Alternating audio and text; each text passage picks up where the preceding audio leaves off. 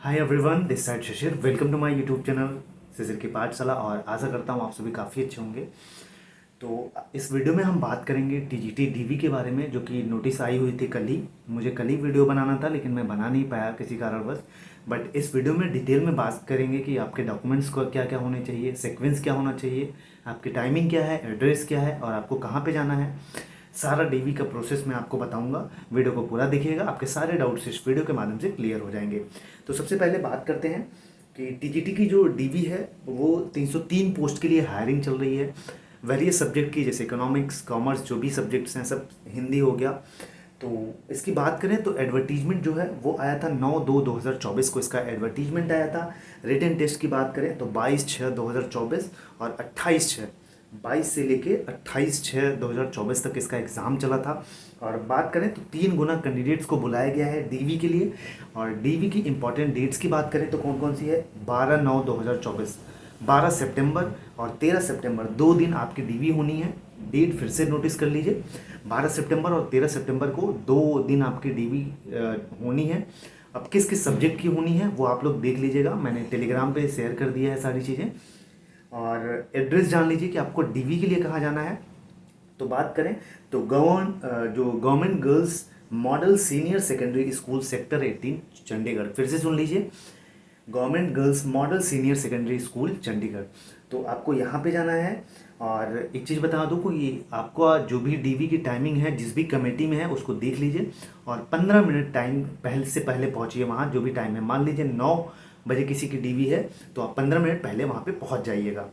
और बात करें कि आपको कौन कौन से डॉक्यूमेंट्स मेनली लेके जाने हैं, तो अपना जो एप्लीकेशन फॉर्म, जिस फॉर्म को आपने अप्लाई किया था, जिसमें सारी डिटेल्स आपने फिल की थी, उसका प्रिंट आउट निकलवा दीजिएगा।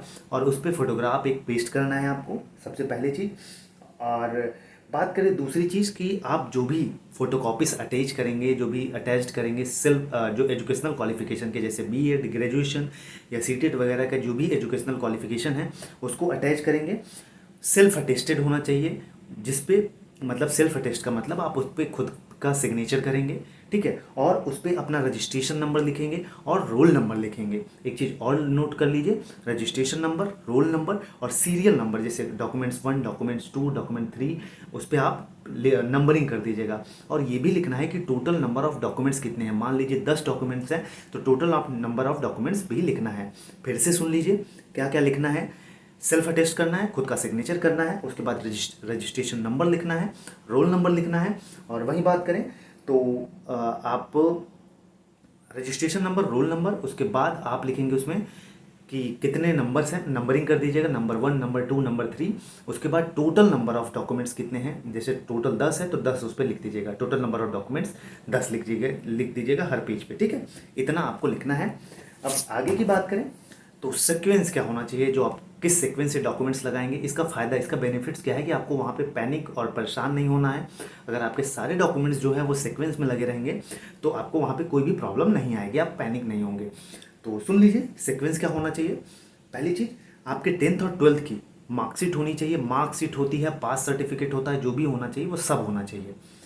वहीं बात करें बी, दूसरे नंबर पर बी पे क्या होना चाहिए? एसेंशियल क्वालिफिकेशन, एजुकेशनल क्वालिफिकेशन के जो डॉक्यूमेंट्स हैं वो होने चाहिए। जैसे बीएड, जैसे 2 साल का है, कहीं कहीं सेमेस्टर वाइज है तो आपको चारों सेमेस्टर के जो सर्टिफिकेट है उसको लेके जाना है, ठीक है। ये नहीं कि आप एक ही ईयर के लेके जाएंगे। आप 4 सेमेस्टर है तो चारों सेमेस्टर के आपको होना चाहिए रिजल्ट। वहीं बात करें इसके बाद आप सीटेट का होना चाहिए, ठीक है। आप ग्रेजुएशन लगाएंगे, फिर से सुन लीजिए, 10th और 12th, उसके बाद ग्रेजुएशन, उसके बाद बीएड, उसके बाद सीटेट। सीटेट का जो भी सर्टिफिकेट है उसको आपको लगाना है। अब आगे की बात करें कि उसके बाद आईसीटी सर्टिफिकेट, ठीक है, ये होना बहुत ज़रूरी है, इसके बारे में भी जान लीजिए। इसकी बात करें तो 18 आवर्स मतलब 3 मंथ का ये कोर्स होता है मिनिमम, जिसको आप CCC कहते हैं, कोर्स ऑन कंप्यूटर डिप्लोमा, जो कि आईएसओ सर्टिफाइड होना चाहिए। 9001 आईएसओ 9001 सर्टिफाइड होना चाहिए। किसी गवर्नमेंट इंस्टीट्यूट से या प्राइवेट इंस्टीट्यूट से भी हो, उसका वो नहीं है कि आप मतलब वो ऑथराइज्ड होना चाहिए। जैसे डोइएक हो गया, नीलिट हो गया, तो ये होना चाहिए आपके पास। और ये इसकी ज़रूरत कब तक पड़ेगी? जब तक आपको अपॉइंटमेंट लेटर इशू होगा, आप तब तक इसको दे सकते हो, आईसीटी सर्टिफिकेट। ये चीज़ हो गई। अब आगे की बात करूँ तो इसके बाद कौन सा नंबर रहेगा कि आपने रिजर्व कैटेगरी का जो भी सर्टिफिकेट है, जैसे ओबीसी का हो गया, एससी का हो गया, एसटी का हो गया, ईएसएम का हो गया, पीएच कैंडिडेट हैं, तो उसके जो भी सर्टिफिकेट्स हैं आपको वो लगाने हैं। उसके बाद की बात करूं तो अगर आप कोई भी एज रिलैक्सेशन के लिए आप अप्लाई कर रहे हैं, क्लेम कर रहे हैं, तो आपका वो सर्टिफिकेट होना चाहिए। उसके बाद बात करें तो आपका जो प्रूफ ऑफ फीस डिपोजिशन, मतलब आप जो भी फीस सबमिट किए हैं तो वो एप्लीकेशन फॉर्म में ही देखेंगे आप, लिखा होगा कि यू हैव पेड 1000 रुपीज़ या ऐसे करके लिखा होगा। तो उसको आपको क्या करना है कि उसी को आप क्रॉप कर लीजिए या तो उसी की फ़ोटो कॉपी ले लीजिएगा एक। वहीं बात करें तो इसके बाद कोई भी एक वैलिड सर्टिफिकेट हो, जैसे किसी के पास टीचिंग एक्सपीरियंस का हो या कुछ भी एक्स्ट्रा आपने किया है कोर्सेज वो हो, तो आप वो लगा सकते हो। अब आगे की बात करें तो कैटेगरी सर्टिफिकेट हो गया, merit support of eligibility age relaxation, कोई भी ऐसे डॉक्यूमेंट्स हों जो आपकी एलिजिबिलिटी को लेके या एज रिलैक्सेशन को लेके उसके सपोर्ट में हो, तो आप वो भी लगा सकते हैं। उसके बाद कौन सा रहेगा कि जो गवर्नमेंट वाले हैं, गवर्नमेंट आईडी प्रूफ होनी चाहिए, मतलब गवर्नमेंट आईडी कोई वैलिड प्रूफ होनी चाहिए, जैसे आधार कार्ड हो गई, वोटर कार्ड हो गई, ये सारी चीज़ें होनी है। इसके बाद लास्ट में लगाना है, ठीक है। और बाकी सारी चीज़ें मैंने आपको बता ही दी कि सीरियल नंबर आपको उस पर सेल्फ अटेस्टेड लिखना है। फिर से मैं एक समरी के रूप में बता देता हूँ आपको करना क्या है कि आपको सारे डॉक्यूमेंट्स लेना है, उस पर registration number, roll number, self attested का मतलब है आप उसको साइन करना है, सीरियल नंबर लिखना है 1 2 3 4 5 6 7 8 9 जो भी है, और टोटल नंबर ऑफ डॉक्यूमेंट्स कितने हैं, जैसे टोटल 10 है तो 10 लिखिएगा आप उस पर। ये चीज़ हो गई।